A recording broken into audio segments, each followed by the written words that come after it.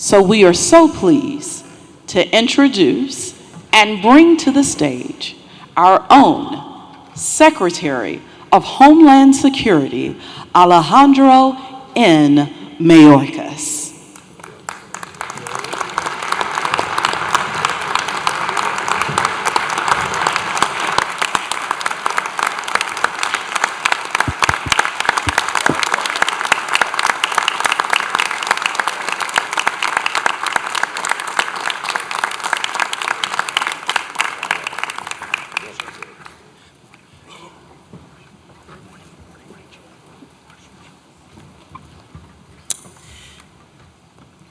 Good morning, everyone.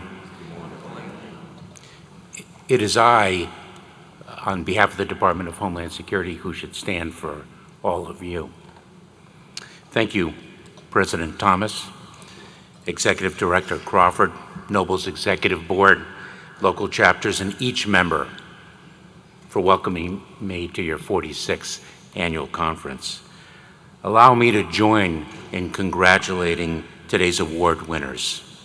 Sheriff Errol Toulon and Roderick Looney, for your tremendous achievements that exemplify NOBLE's mission and its contributions to our nation. I'm honored to be joining you today. In March, I appointed your immediate past president, Linda Williams, to the DHS Homeland Security Advisory Council, my principal group of outside advisors.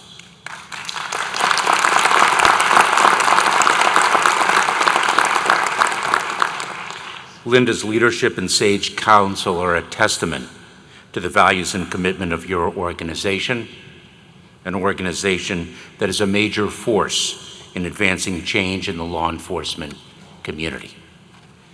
I admire the unyielding commitment and dedication of your members, your chapter, and the national organization. I also want to extend a special thank you to President Biden.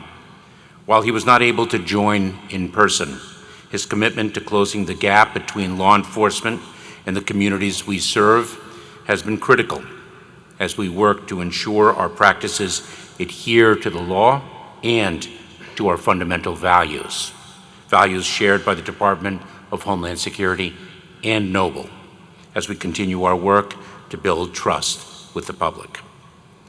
The President's executive order, signed in May, on accountable policing and criminal justice practices recognizes that our criminal justice system must respect the dignity and rights of all persons and adhere to our fundamental obligation to ensure fair and impartial justice for all. NOBLE is an important and valued partner to the department in that endeavor. Our relationship is a long and productive one. While preparing for my remarks today, I look back to NOBLE's beginnings in 1976. From the start, when a group of Black law enforcement leaders gathered to address crime and to raise questions about fairness in the administration of justice, NOBLE has served as an important change agent. Your leaders have been innovators and trailblazers in their daily work in the community and visionaries on a national level.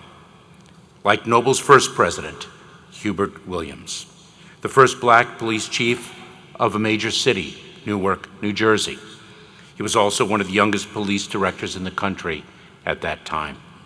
At that symposium that first brought them together, Chief Williams and the others realized something that continues to be true today, that they could have a significantly more effective impact through a unified voice. Your voice is needed today as much as it was then, and perhaps more than ever. Homeland Security is a young federal department, younger than NOBLE. From its founding in 2003, however, the principle of partnership, of engaging communities in the agencies and organizations that have direct connectivity with our communities, has proved vital to its success. So too are accountability and transparency, and both have been a priority for me as Secretary. These are principles we share with NOBLE, and they are principles that underpin our collective efforts to redefine law enforcement and rebuild public trust. Among our most important partners are state and local law enforcement departments, agencies, and the officers who work daily on the front lines with our communities, our first line of defense. We are committed to ensuring our partners, all of you here today, have the tools, resources, and support you need to continue your vital work of ensuring public safety. Across the department, we continue to work to increase our engagement with our federal, state, local, tribal, and territorial campus law enforcement partner agencies in sharing information on matters affecting the security of our homeland and on the coordination of operations where our jurisdictions intersect. One of our most critical missions of the department is to provide intelligence and information to the broadest audience at the lowest classification level possible. An example of this is through our Office for State and Local Law Enforcement, led by Chief Heather Fong.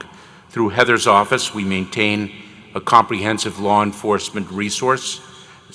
Its page is on dhs.gov, and we recently published a law enforcement resources guide to help connect our partners with the many resources we have available in our department to increase our community's resilience in the face of evolving threats. I'd like to share a bit about our efforts to combat one dangerous threat we collectively face in one area where we are working continually to solidify and diversify our partnerships and ensure public safety. DHS was formed nearly 20 years ago in the aftermath of 9/11, and the threat of violent extremism has evolved over this time from a threat born overseas to one that now grows from within our nation's borders.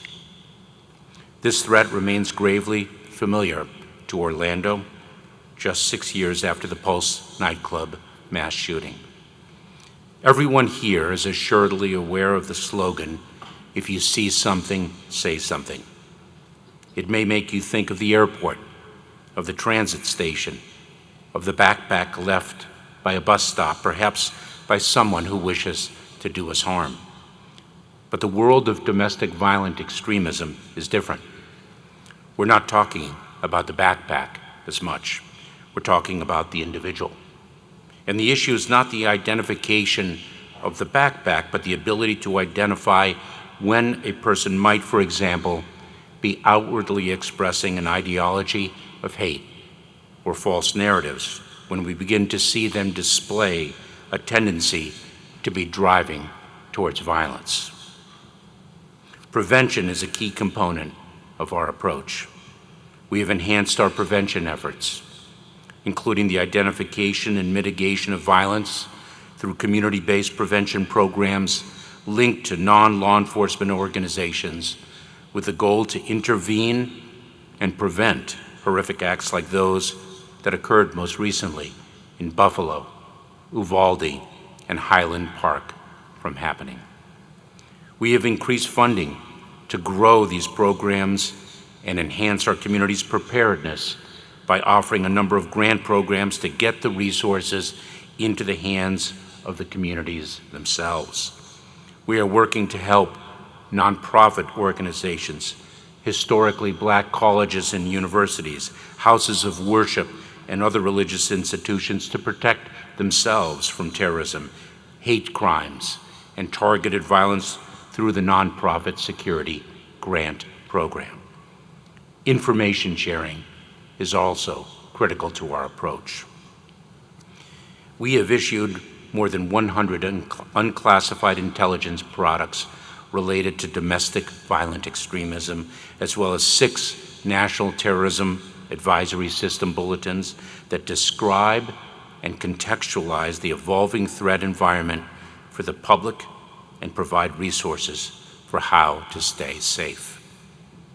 We have also created a dedicated domestic terrorism branch in our Office of Intelligence and Analysis, which has enhanced our ability to analyze, produce, and distribute products, assuring our connectivity between DHS and our state and local partners.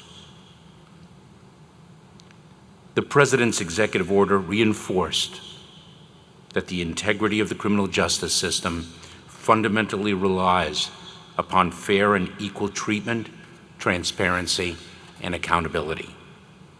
Since I was sworn in as Secretary, I've made it one of our department's top priorities to create a culture of excellence and one of openness and accountability. We can recognize the tremendous work that our law enforcement agencies and individual officers and agents do every single day, while acknowledging the moments when we fall short. That is how we honor those who live up to the standards we expect. To that end, we in DHS have reviewed our own employee discipline processes, and based upon a review by the department's general counsel, we've undertaken significant reforms to those processes, including centralizing the decision-making process for disciplinary actions and overhauling agency policies regarding disciplinary penalties. Through our Law Enforcement Coordination Council, we are working to meet the mandates of the President's executive order, including updating our use of force policies, reporting requirements, and no-knock entries. We also remain deeply committed to ensuring we conduct all law enforcement activities in an unbiased manner and provide equal access to the resources and information that are offered. We are committing to ensuring all communities, including underserved Black and Brown communities that are more vulnerable to threats, have access to the resources and support they need. We must invest in treating those in our custody with dignity to ensure their safety and to equip our workforce with the basic needs that they have and are entitled to feel supported. We must address their wellness too, and we are doing so. That is especially true in these trying times, as law enforcement and our broader communities face unprecedented challenges. Care for those in our custody and care for those who enforce the law go hand in hand. We can both champion law enforcement and insist on respecting the dignity and rights of all persons. You understand this better than anyone. Reflecting upon NOBLE's impact and contributions to the law enforcement community, it is clear that diverse leadership changes the culture of an organization and improves its performance. For law enforcement to be effective, there must be trust between law enforcement and the communities we serve. Building trust requires that we have a workforce that reflects those communities.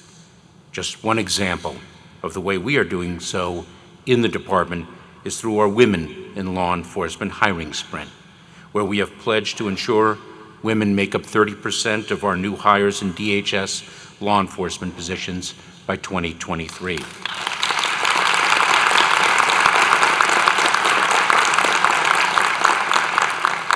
We have much more work underway. We remain committed to promoting a diverse, inclusive, and accessible culture in the department, one that draws from the full diversity and the rich diversity of our country.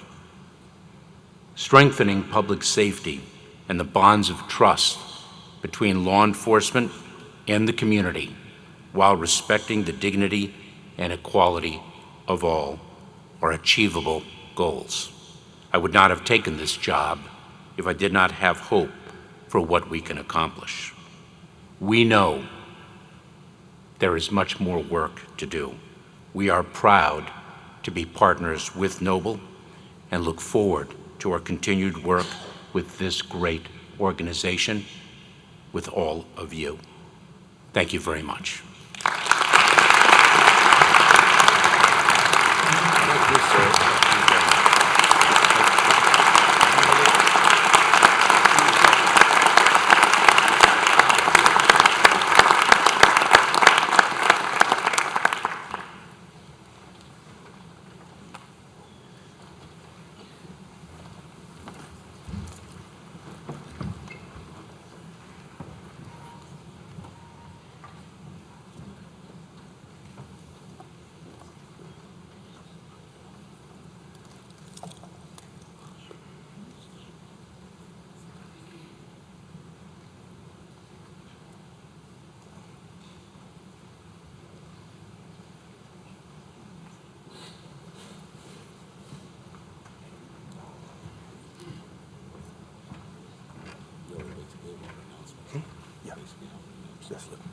So as we conclude this session, we want to again remind you to please be back here at 1 p.m.